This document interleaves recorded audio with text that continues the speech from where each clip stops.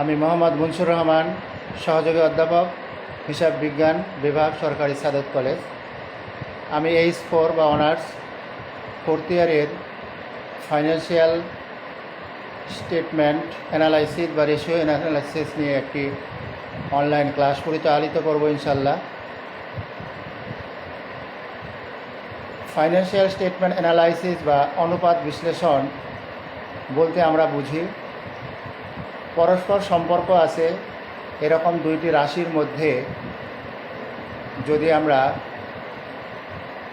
তুলনা করি তাহলে যে ফল পাই তাকে আমরা অনুপাত বলি। আর এই অনুপাতের বিভিন্ন তথ্য নিয়ে যখন আমরা বিচার বিশ্লেষণ করি তখন উহাকে বলা হয় অনুপাত বিশ্লেষণ। এই অনুপাতের বিভিন্ন শ্রেণীবিভাগ রয়েছে। প্রথম আমরা বলতে পারি লিকুইডিটি রেশিও বা তারল্য অনুপাত। এই তারল্য অনুপাতের আবার কিছু প্রকারভেদ আছে, যেমন চলতি অনুপাত বা কারেন্ট রেশিও, তড়িৎ অনুপাত বা অ্যাসিড টেস্ট রেশিও বা কুইক রেশিও। এখন আমরা আলোচনা করব চলতি অনুপাত বা কারেন্ট রেশিও কাহাকে বলে। সাধারণত চলতি সম্পত্তিকে চলতি দায় দিয়ে ভাগ করে যে অনুপাত পাওয়া যায় তাকে আমরা চলতি অনুপাত বা কারেন্ট রেশিও বলি। তাহলে কারেন্ট রেশিও বা চলতি অনুপাতের ক্ষেত্রে দুটি জিনিস খুবই গুরুত্বপূর্ণ, একটি চলতি সম্পদ আর একটি হলো চলতি দায়। এখন আমরা আলোচনা করব চলতি সম্পদ কাহাকে বলে। যে সমস্ত সম্পদের থেকে সুবিধা 1 বছর বা তার কম সময়ের মধ্যে সীমাবদ্ধ থাকে তাকে চলতি সম্পদ বলা হয়ে থাকে। এখন আমরা শিখব চলতি সম্পদ কোনগুলো। চলতি সম্পদের বেশ কিছু উদাহরণ দেওয়া যায়, যেমন নগদ তহবিল, ক্যাশ ইন হ্যান্ড, ব্যাংকে জমা ক্যাশ অ্যাট ব্যাংক, দেনাদার বা বিবিধ দেনাদার বা প্রাপ্য হিসাব, অ্যাকাউন্ট রিসিভেবল বা সান্ড্রি ডেটার্স, সমাপনী মজুত পণ্য, ক্লোজিং স্টক বা এন্ডিং ইনভেন্টরি, প্রিপেইড এক্সপেন্সেস বা অগ্রিম প্রদত্ত খরচাবলী, বকেয়া আয় বা accrued income, short term investment, এগুলিকে আমরা চলতি সম্পদ বলে থাকি। চলতি দায় বা কারেন্ট লায়াবিলিটিস কোনগুলোকে বলা হয়? যে সমস্ত দায় সাধারণত 1 বছর বা তার কম সময়ের মধ্যে পরিশোধ করতে হয় সেই দায়গুলিকে আমরা চলতি দায় বলে থাকি। এইভাবে আমরা চলতি দায়েরও কিছু উদাহরণ আমরা এইভাবে বলতে পারি। চলতি দায়গুলো হচ্ছে বিবিধ পাওনাদার, সান্ডারি ক্রেডিটার্স বা অ্যাকাউন্ট পেয়েবল, সংক্ষেপে বলা হয় প্রদেয় হিসাব বা এপি, নোটস পেয়েবল বা প্রদেয় নোট বা বিলস পেয়েবল, প্রদেয় বিল বা বিপি। এই খরচগুলোকে আমরা চলতি দায় বলে থাকি। তাহলে চলতি সম্পদকে চলতি দায় দিয়ে ভাগ করে যে অনুপাত পাওয়া যায় তাকে চলতি অনুপাত বলা হয়ে থাকে। ধরা যাক কোনো একটি প্রতিষ্ঠানের হাতে নগদ বা ক্যাশ ইন হ্যান্ড 10,000 টাকা, ক্যাশ অ্যাট ব্যাংক 20,000 টাকা এবং সমাপনী মজুত পণ্য আমাদের 30,000 টাকা। তাহলে আমাদের মোট যোগফল কত পেলাম? 10,000, 20,000 এবং 30,000, মোট যোগফল হচ্ছে আমাদের 60,000 টাকা।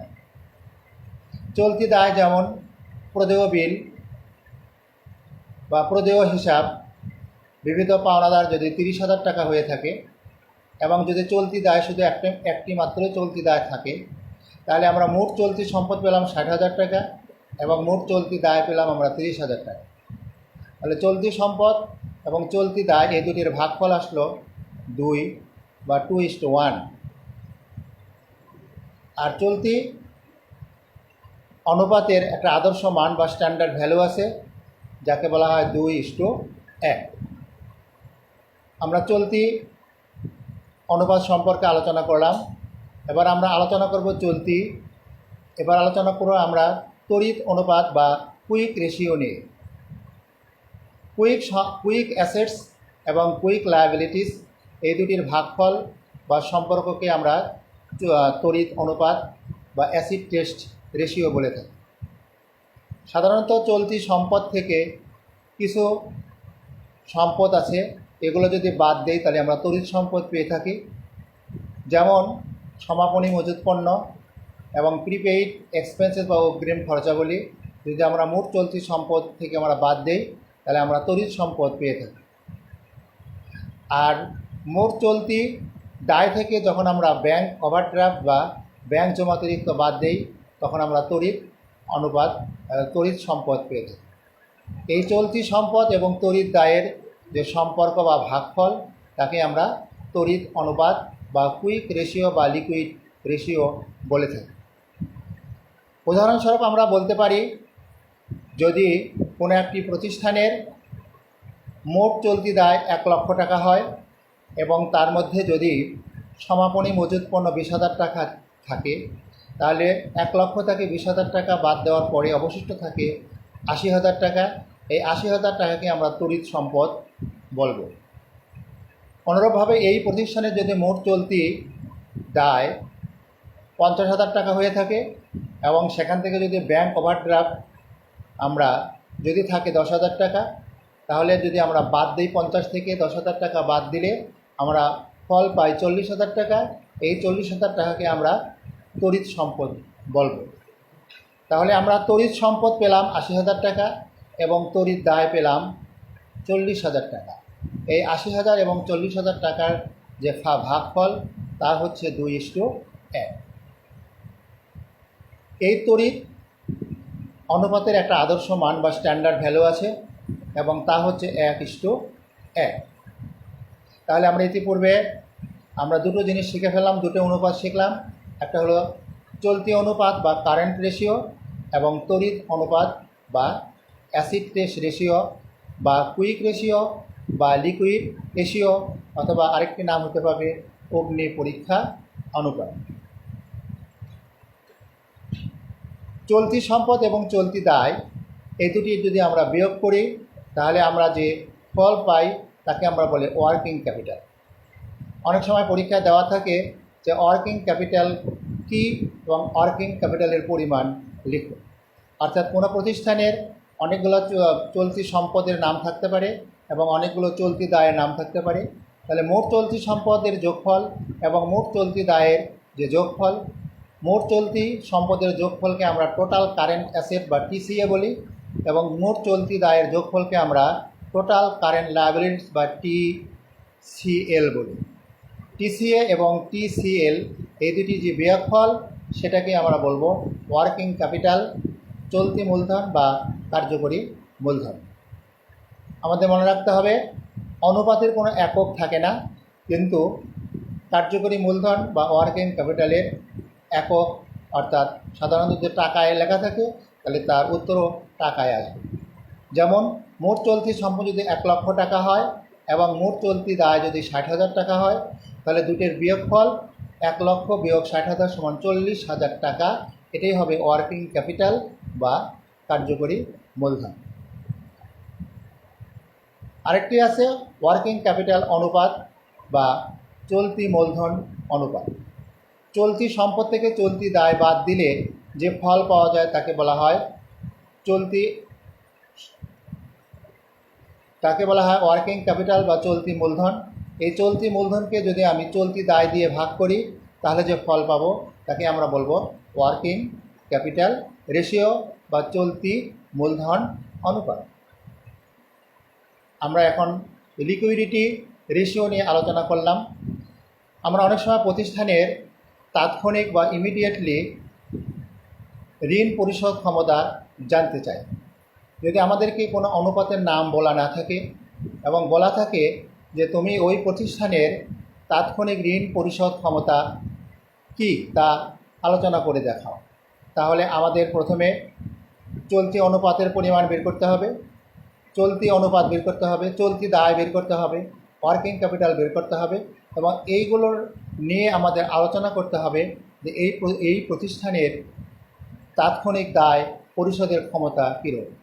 যদি তাৎক্ষণিক দায় পরিশোধের ক্ষমতা ভালো থাকে, অর্থাৎ চলতি সম্পদের পরিমাণ যদি বেশি থাকে এবং চলতি দায়ের পরিমাণ যদি কম থাকে, তাহলে আমরা বলবো যে চলতি দায় পরিশোধ করার পরেও তার হাতে প্রতিষ্ঠান পরিচালনার জন্য কিছু টাকা রয়ে গেছে, অর্থাৎ এই প্রতিষ্ঠানের অবস্থা ভালো। কিন্তু অনেক সময় দেখা যায় চলতি দায়ের পরিমাণ চলতি সম্পদের পরিমাণ থেকে অনেক বেশি থাকে বা কিছু বেশি থাকে। যদি চলতি দায়ের পরিমাণ বেশি থাকে এবং চলতি সম্পদের পরিমাণ কম থাকে, তাহলে আমরা বুঝব ওই প্রতিষ্ঠানের অবস্থা ভালো না এবং তার দায় পরিশোধের ক্ষমতা নেই এবং সেই প্রতিষ্ঠানটি ঋণগ্রস্ত হয়েছে এবং ওই প্রতিষ্ঠানের অবস্থা ভালো নয়। এবার আমরা কিছু অনুপাত শিখব, যেগুলোকে বলা হয় টার্নওভার বা আবর্তন অনুপাত। আবর্তন অনুপাতের ক্ষেত্রে আমরা বাংলায় যখন ফল লিখি তখন লিখি বার, এবং যখন ইংরেজিতে ফল লিখি তখন লিখি টাইমস। আমরা এখন কয়েকটি আবর্তন অনুপাত বা টার্নওভার রেশিও নিয়ে আলোচনা করব। এই আবর্তন অনুপাতের মধ্যে আছে দেনাদার আবর্তন, অর্থাৎ ডেটর্স টার্নওভার। এরপর আছে পাওনাদার আবর্তন বা ক্রেডিটার্স টার্নওভার। আর আধুনিক নিয়মে বলা হয় অ্যাকাউন্ট রিসিভেবল টার্নওভার, আর যার অতীত নাম বা ব্রিটিশ নাম হলো ডেটর্স টার্নওভার। আবার ক্রেডিটর্স টার্নওভার এর বর্তমান নাম বা আধুনিক নাম হলো অ্যাকাউন্টস পেয়েবল টার্নওভার্স। আরেকটা টার্নওভার্স আছে স্টক টার্নওভার্স বা ইনভেন্টরি টার্নওভার্স। তাহলে আমরা তিনটি আবর্তন নিয়ে আলোচনা করলাম। একটা হচ্ছে দেনাদার আবর্তন অনুপাত, পাওনাদার আবর্তন অনুপাত এবং মজুদ আবর্তন অনুপাত। দেনাদার আবর্তন অনুপাত এটা কি এবং কিভাবে এটা নির্ণয় করা হয়? আমাদের ব্যবসায়িক জগতে শুধু নগদের লেনদেন হয় না, নগদের সাথে সাথে আমাদের লেনদেন বাড়ানোর জন্য আমাদের প্রচুর পরিমাণে বাকিতে লেনদেন করতে হয়। এটা একটা বিশ্বাসের ব্যাপার। আমরা যত বাকিতে লেনদেন করব, সেই বাকি টাকা আবার আমাদের আদায় করতে হয়। এই আদায়ের সময়কে বলা হয় কালেকশন পিরিয়ড। আমরা দেনাদার আবর্তন অনুপাতটা কি এখন শেখার চেষ্টা করব। অর্থাৎ মোট ধারে বিক্রয় যেটা, অর্থাৎ ক্রেডিট সেলস বা ধারে বিক্রয়কে যদি আমরা এভারেজ ডেটর্স বা গড় দেনাদার দ্বারা ভাগ করি, তাহলে যে ফল পাই তাকে আমরা বলা হয় দেনাদার আবর্তন। যদি দুটো প্রতিষ্ঠান পাশাপাশি থাকে, তখন দুটো প্রতিষ্ঠানের দেনাদার 2 বছরের দেনাদার আমরা যোগ করে 2 দিয়ে ভাগ করার পরে গড় দেনাদার পাই। আর যদি দুটো প্রতিষ্ঠান না থাকে, শুধু একটা প্রতিষ্ঠানে দেনাদার দেওয়া থাকে, তখন আর আমাদের গড় দেনাদার পাওয়ার কোনো সুযোগ নেই। শুধু একটি দেনাদার দিয়েই আমাদের ক্রেডিট সেলসকে ভাগ করতে হবে। ধরা যাক একটি প্রতিষ্ঠান, সেই প্রতিষ্ঠানে আমাদের ধারে বিক্রয় ছিল 1 লক্ষ টাকা এবং দেনাদারের পরিমাণ ছিল 20,000 টাকা। তাহলে ক্রেডিট সেলস 1 লাখ এবং ধারে বিক্রয় 1 লক্ষ টাকা এবং ডেটর্স বা দেনাদারের পরিমাণ 20,000 টাকা। এবার আমরা 1 লক্ষ টাকা ক্রেডিট সেলসকে আমরা যদি ডেটর্স বা অ্যাকাউন্ট রিসিভেবল 20,000 টাকা দ্বারা ভাগ করি, তাহলে আমরা ফল পাই 5। এখানে আমাকে লিখতে হবে 5 টাইমস বা 5 বার, অর্থাৎ এই প্রতিষ্ঠানের দেনাদার আবর্তনের মান হবে 5 টাইমস। এরপর আমরা পাওনাদার আবর্তন বা অ্যাকাউন্ট পেয়েবল টার্নওভার সম্পর্কে আলোচনা করব। আচ্ছা, আমরা যেমন ধারে বিক্রয় করি, আবার অনুরূপভাবে কিন্তু আমরা অন্য প্রতিষ্ঠান থেকে ধারে ক্রয় করতে পারি। এই ধারে ক্রয়ের পরিমাণকে আমরা বলা হয় ক্রেডিট পারচেজেস, অর্থাৎ মোট ক্রেডিট পারচেস এবং মোট পাওনাদার। মোট ক্রেডিট পারচেস এবং এই পাওনাদার বা অ্যাকাউন্ট পেয়েবল বা ক্রেডিটার্সকে মধ্যে যে ফল, যে সম্পর্ক, সেটাই হলো পাওনাদার আবর্তন। যদি কোনো প্রতিষ্ঠানের ক্রেডিট পারচেজ 50,000 টাকা হয় এবং অ্যাকাউন্ট পেয়েবল বা ক্রেডিটার্সের পরিমাণ যদি 10,000 টাকা হয়, তাহলে 50,000 টাকা এবং 10,000 টাকার মধ্যকার যে সম্পর্ক বা ভাগফল, সেটা হলো 5 টাইমস। তাহলে আমরা এই প্রতিষ্ঠানের অ্যাকাউন্ট পেয়েবল টার্নওভার বা পাওনাদার আবর্তনের পরিমাণ পাবো 5 টাইমস বা 5 বার। এবার আমরা শিখব স্টক টার্নওভার অথবা মজুদ আবর্তন অনুপাত। মজুদ আবর্তন অনুপাত জানতে হলে আমাদের কস্ট অফ গুডস সোল্ড অর্থাৎ বিক্রিত পণ্যের ব্যয় এর পরিমাণ আমাদের জানতে হবে এবং মজুদের পরিমাণ আমাদের জানতে হবে। যদি কোনো অঙ্কে কস্ট অফ গুডস সোল্ড সরাসরি দেওয়া না থাকে তাহলে আমাদেরকে কস্ট অফ গুডস সোল্ড সূত্রের সাহায্যে বের করে নিতে হবে। আমরা জানি প্রারম্ভিক মজুদের সাথে ক্রয় যোগ করে যদি সমাপনী মজুদ পণ্য আমরা বাদ দেই তাহলে আমরা কস্ট অফ গুডস সোল্ড পেয়ে থাকি। কস্ট অফ গুডস সোল্ডের আরেকটা সূত্র আছে, যদি আমাদের প্রারম্ভিক মজুদ পণ্য, সমাপনী মজুদ পণ্য বা পারচেজ এগুলো না থাকে বা কোনো একটা না থাকে তাহলে আমরা ক্রেডিট সেলস থেকে গ্রস প্রফিট বাদ দিয়েও কস্ট অফ গুডস সোল্ড আমরা বের করতে পারি। এখন ধরা যাক কোনো একটা প্রতিষ্ঠানের যদি আমি প্রারম্ভিক মজুদ পণ্য 10,000 টাকা পাই, পারচেজ যদি 90,000 টাকা পাই, তাহলে পারচেজ এবং প্রারম্ভিক মজুদ পণ্য এই দুটোর যোগফল কত? 1 লক্ষ টাকা। যদি সমাপনী মজুদ পণ্য 40,000 টাকা দেওয়া থাকে তাহলে কস্ট অফ গুডস সোল্ড হবে আমাদের 1 লক্ষ থেকে 40,000 বাদ দেওয়ার পরে থাকবে 60,000 টাকা। এটাই হবে কস্ট অফ গুডস সোল্ড। এবার এই কস্ট অফ গুডস সোল্ড থেকে কস্ট অফ গুডস সোল্ডকে যদি আমি স্টক অর্থাৎ এন্ডিং ইনভেন্টরি দিয়ে ভাগ করি, আমরা এখানে ইনভেন্টরি 40,000 টাকা ধরেছিলাম, তাহলে এই 40,000 টাকা দ্বারা যদি 60,000 টাকাকে আমরা ভাগ করি তাহলে ফল পাই 1.5 টাইমস। তাহলে আমাদের এই অঙ্কে স্টক টার্নওভার অথবা ইনভেন্টরি টার্নওভারের মান হবে 1.5 বার। আমরা ইতিপূর্বে এখন পর্যন্ত কী নিয়ে আলোচনা করলাম? 3টি টার্নওভার নিয়ে আলোচনা করলাম। একটা হলো স্টক টার্নওভার বা ইনভেন্টরি টার্নওভার, আর একটা হলো ডেটর্স টার্নওভার বা অ্যাকাউন্ট রিসিভেবল টার্নওভার, আর হচ্ছে অ্যাকাউন্ট পেয়েবল বা ক্রেডিটর্স টার্নওভার। আমরা ইতিমধ্যে মোট 6 ধরনের অনুপাত নিয়ে আলোচনা করেছি। এরপর আমরা আরেকটা জিনিস আজকে আমরা শিখব, সেটা হলো বিনিয়োজিত মূলধন বা ক্যাপিটাল এমপ্লয়েড। ক্যাপিটাল এমপ্লয়েড হচ্ছে আমরা টোটাল অ্যাসেট। একটা প্রতিষ্ঠানে যখন আমরা ব্যালেন্স শিট দেখি তাহলে ব্যালেন্স শিটের ভিতরে আমরা দুটো সাইড দেখি, একটা হলো মোট সম্পদের সাইড আর একটা হলো মোট দায়ের সাইড। অর্থাৎ মোট সম্পদ এবং মোট দায় এই দুটোর যোগফল আমরা সমান দেখাই এবং এটার ফলাফল আমরা ব্যালেন্স শিট পেয়ে থাকি। এখন ব্যালেন্স শিটের যেদিকে সম্পদ থাকে এই সম্পদের যোগফল থেকে যদি আমাদের কিছু ফিকটিশাস অ্যাসেট অথবা ভুয়া বা অলিক সম্পত্তি থাকে তাহলে ভুয়া বা অলিক সম্পত্তি বাদ দিলে আমরা নেট অ্যাসেটস পেয়ে থাকি। এই নেট অ্যাসেটস থেকে যদি আমরা চলতি দায়ের যোগফল বা টোটাল টিসিএল বাদ দেই তাহলে যে টাকার পরিমাণ পাওয়া যায় সেটাকে বলা হয় ক্যাপিটাল এমপ্লয়েড বা বিনিয়োজিত মূলধন। আমরা এই বিনিয়োজিত মূলধনে আলোচনা করতে যেয়ে আমরা একটা কথা এসে গেছে আমাদের কাছে, সেটা হলো ফিকটিশাস অ্যাসেট বা অলিক সম্পত্তি বা অবাস্তব সম্পত্তি। এখন আমরা জানব যে কোনগুলো অবাস্তব সম্পত্তি বা অলিক সম্পত্তি, অর্থাৎ সেই সম্পত্তিগুলি অলিক সম্পত্তি বা অবাস্তব সম্পত্তি কাহাকে বলে এবং সেই সম্পত্তিগুলো কোনগুলো এগুলো আমরা জানার চেষ্টা করি। অলিক সম্পত্তি বা অবাস্তব সম্পত্তি এমন একটা সম্পত্তি যে সম্পত্তিগুলোর নামে আমরা উদ্বৃত্তপত্রে দেখিয়ে থাকি কিন্তু এগুলোর কোনো হস্তান্তরযোগ্য মূল্য নাই অথবা বাজার মূল্য নাই, এগুলোকে আমরা বলি অবাস্তব সম্পত্তি বা অলিক সম্পত্তি। এই অলিক সম্পত্তির মধ্যে একটা আছে প্রিলিমিনারি এক্সপেন্সেস বা প্রাথমিক খরচাগুলি। এখন আমাদের প্রশ্ন আসতে পারে প্রাথমিক খরচাগুলি কি?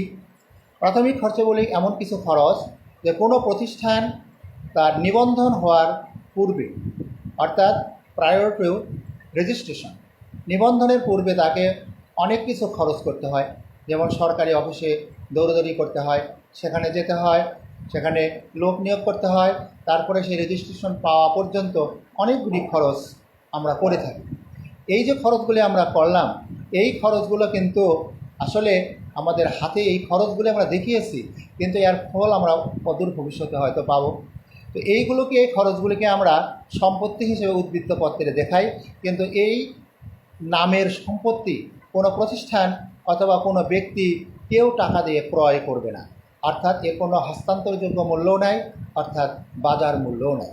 তাই প্রারম্ভিক খরচাবলী বা প্রিলিমিনারি এক্সপেন্স এক ধরনের অলিক সম্পত্তি বা অবাস্তব সম্পত্তি বা ফিকটিশাস অ্যাসেট। আরও একটি সম্পত্তি আছে। আমরা কোম্পানির ক্ষেত্রে আমাদের কোম্পানি যদি নেট লস হয়, অর্থাৎ লাভ না করে যদি লস হয়ে থাকে, অর্থাৎ profit and loss account debit balance, এই profit and loss account debit ব্যালেন্সের টাকাটাও কিন্তু আমরা সম্পদ হিসেবে দেখিয়ে থাকি।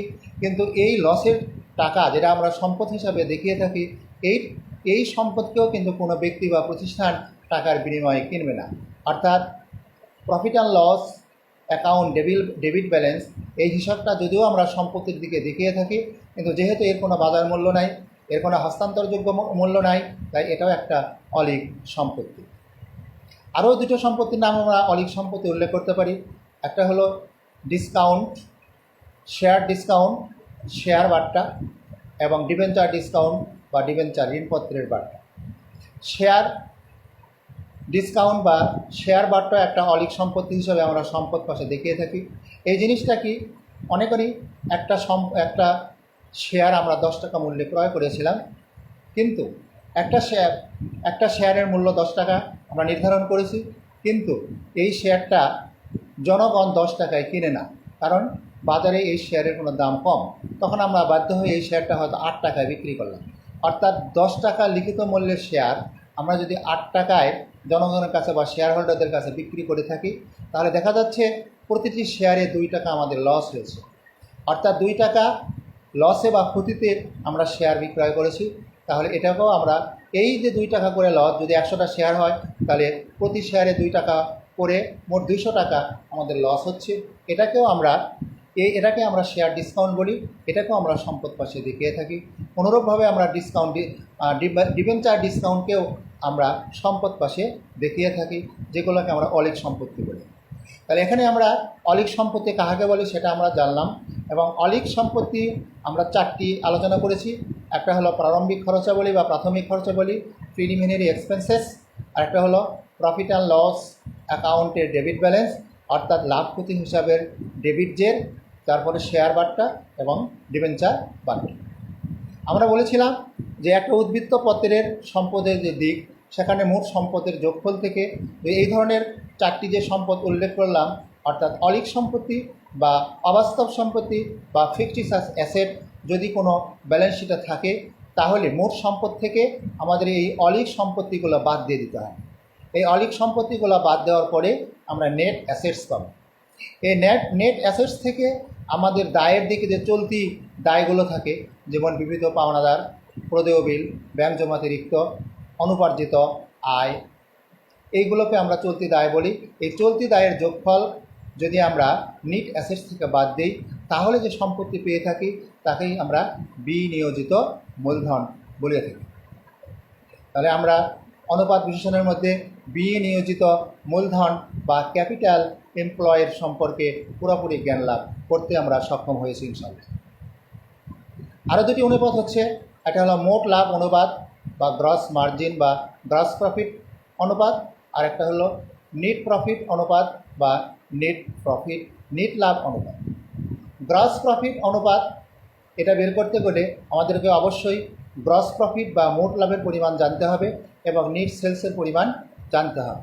নেট সেলসের সাথে গ্রস প্রফিটের যে সম্পর্ক, সেটাই হলো গ্রস প্রফিট অনুপাত। যদি একটি প্রতিষ্ঠানের মোট লাভের পরিমাণ আমার 20,000 টাকা হয়ে থাকে এবং আমার নেট সেলস অর্থাৎ নেট বিক্রয়ের পরিমাণ 1 লক্ষ টাকা হয়ে থাকে, তাহলে আমরা মোট লাভের পরিমাণ যদি আমাদের 20,000 টাকা হয়ে থাকে, তাহলে 20,000 টাকা হলো গ্রস প্রফিট এবং 1 লক্ষ টাকা হলো নেট সেলস। তাহলে 20,000কে যদি আমরা 1 লক্ষ টাকা দ্বারা ভাগ করে 100 দ্বারা গুণ করি, তাহলে যে অনুপাত পাই সেটাকে আমরা বলবো মোট লাভ অনুপাত। এই অঙ্কে 20,000 টাকাকে 1 লক্ষ টাকা দিয়ে ভাগ করে 100 দিয়ে গুণ করার পরে যে ফল হয়েছে সেই ফল হলো 20%। তাহলে আমাদের মোট লাভ অনুপাতের পরিমাণ হলো 20%। এরপর আমরা শিখব নেট লাভ অনুপাত। আমরা গ্রস প্রফিটের ক্ষেত্রে গ্রস প্রফিট রেশিওর ক্ষেত্রে যেমন গ্রস প্রফিটকে নেট সেলস দিয়ে ভাগ করেছি, আমরা নেট প্রফিট রেশিওর ক্ষেত্রে নেট প্রফিটকে নেট সেলস দিয়ে ভাগ করে 100 যারা গুণ করি, তাহলে আমরা নেট লাভ অনুপাত পেয়ে যাব। আমি আজকে আমার আলোচনা আবার পূর্ব থেকে একটা উল্লেখ করতে চাই। আজকে আমার আলোচনার বিষয় ছিল অনুপাত কি, আমরা অনুপাতের কি সেটা শিখেছি। অনুপাত বিশ্লেষণ কি, অর্থাৎ রেশিও অ্যানালাইসিস, এটাও আমরা শিখেছি। এবার আমরা অনুপাতের কিছু ভাগ নিয়ে আলোচনা করেছি। প্রথম ভাগ ছিল আমাদের চলতি অনুপাত, সেটা আমরা জেনেছি। চলতি অনুপাতের আদর্শ মান, সেটা আমরা জেনেছি। এরপর আমরা শিখেছি কুইক রেশিও বা তড়িৎ অনুপাত। তড়িৎ অনুপাতের ফল কী, সেটা আমরা জেনেছি। এরপরে আমরা 3 নম্বরে শিখেছি ওয়ার্কিং ক্যাপিটাল অথবা কার্যকরী মূলধনের টাকা, এটা কীভাবে বের করতে হয় সেটা শিখেছি।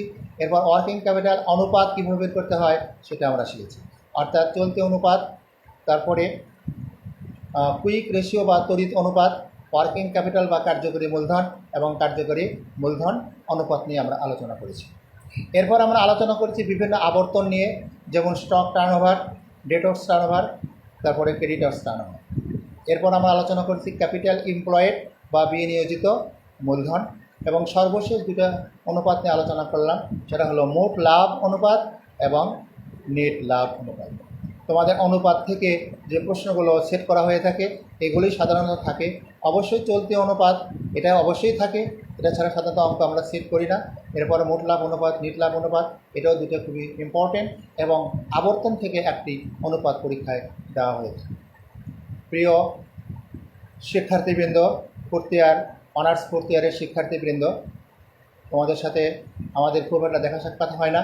আজকে এই অনলাইন ক্লাসের মাধ্যমে তোমাদেরকে আমি যা কিছু পড়ালাম, তোমরা অবশ্যই বই খুলে অনুপাত বিশ্লেষণ বা ফাইন্যান্সিয়াল স্টেটমেন্ট অ্যানালাইসিস এই অধ্যায়টা তোমরা বের করে শিখে নেবে এবং আয়ত্তে রাখার চেষ্টা করবে। এখন করোনা ভাইরাস চলছে সারা দেশব্যাপী এবং সারা বিশ্বব্যাপী। এই করোনা ভাইরাস, এটা একটা যুদ্ধ। এই যুদ্ধের মাধ্যমে, এই যুদ্ধ আমাদেরকে টিকে থাকতে হবে এবং আমাদেরকে অবশ্যই জয়লাভ করতে হবে। আর আমাদেরকে জয়লাভ করতে হলে অবশ্যই বই পুস্তকের সাথে আমাদের সম্পর্ক রাখতে হবে, এবং অনলাইনে যে ক্লাসগুলো ডেলিভারি করা হয় তোমরা এই ক্লাসগুলো তোমরা দেখে নেবে এবং তোমরা এই পড়াগুলো তোমাদের বইয়ের সাথে মিলিয়ে তোমরা নিজেরা আত্মস্থ করার চেষ্টা করবে, তাহলে তোমরা ভালো ফল লাভ করতে থাকবে। আবার তোমাদেরকে অনুরোধ করছি, তোমরা বিনা প্রয়োজনে ঘরের বাইরে যাবে না। যখনই ঘরের বাইরে যাবে অবশ্যই মাস্ক পরিধান করে ঘরের বাইরে যাবে, এবং বাহির থেকে যখন বাসার ভিতরে আসবে অবশ্যই হাত স্যানিটাইজার দিয়ে ভালো করে ধুয়ে নেবে, এবং যে কাপড় চোপড় তোমরা পরে বাসার বাইরে গিয়েছিলে সেগুলি কাপড় চোপড় পরিবর্তন করে ধুত করার চেষ্টা করবে। তোমরা যে জুতা স্যান্ডেল পরে বাইরে গিয়েছিলে সেগুলো তোমরা আলাদা করে পরিষ্কার পরিচ্ছন্ন করে রাখবে, যাতে আমরা করোনা ভাইরাস থেকে মুক্ত থাকতে পারি। তোমাদের সবাইকে ধন্যবাদ, এবং ধন্যবাদ দিয়ে আজকের মতো বিদায় নিচ্ছি। আল্লাহ হাফেজ।